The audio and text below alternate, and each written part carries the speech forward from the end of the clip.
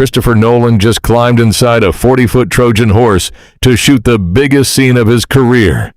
And tomorrow, the world finally gets to see it.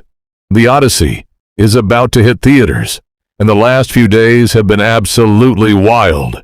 We've got a red carpet takeover in New York, a rare public disagreement between Nolan and his own leading man, and reviews that critics are calling some of the best of Nolan's entire career. If you've been waiting for this movie, stick around, because there's a lot to unpack before opening night. Let's start with the release. The Odyssey is set to open in theaters on July 17th, 2026, distributed by Universal Pictures, the same studio behind Oppenheimer, which took home 7 Academy Awards, including Best Picture. So the pressure is on. The premiere tour has been massive. The stars walked the red carpet at New York's AMC Lincoln Square just 2 nights ago, following earlier premieres in London on July 6th. Nolan even brought the film to Mumbai the week before that. This isn't a quiet rollout. Universal is treating this like an event. And speaking of events, there's a story from the New York premiere that's already going viral. Cast members revealed that Nolan actually climbed inside the film's practical 40-foot Trojan Horse alongside 20 actors and his cinematographer to shoot the pivotal siege sequence himself. John Leguizamo, who plays Eumaeus in the film, said finding out left him stunned that Nolan would put himself right in the middle of the action instead of directing from the sidelines. Now, here's where things get interesting.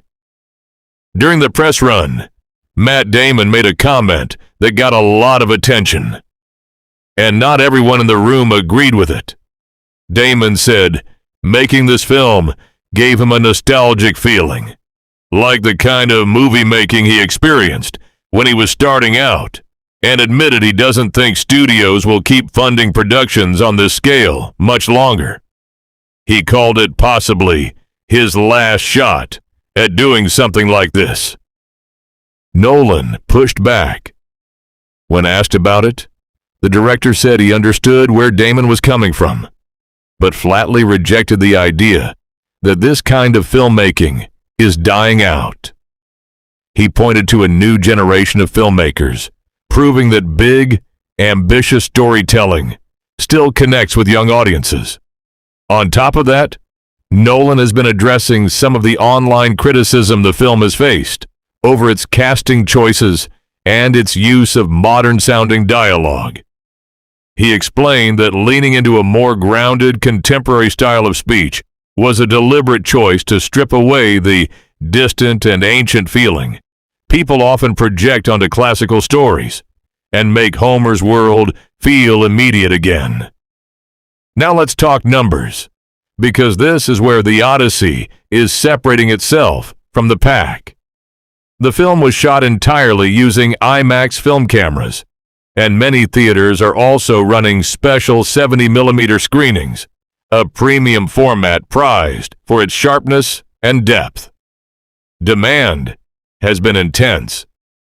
Advanced ticket sales for select IMAX 70mm showings created long virtual queues, with some AMC customers reportedly waiting up to an hour just to get through, driven entirely by demand, not technical problems. And the reviews, they're staggering. As of midweek, the film is sitting at a 98% critic score on Rotten Tomatoes, the highest of Nolan's entire career.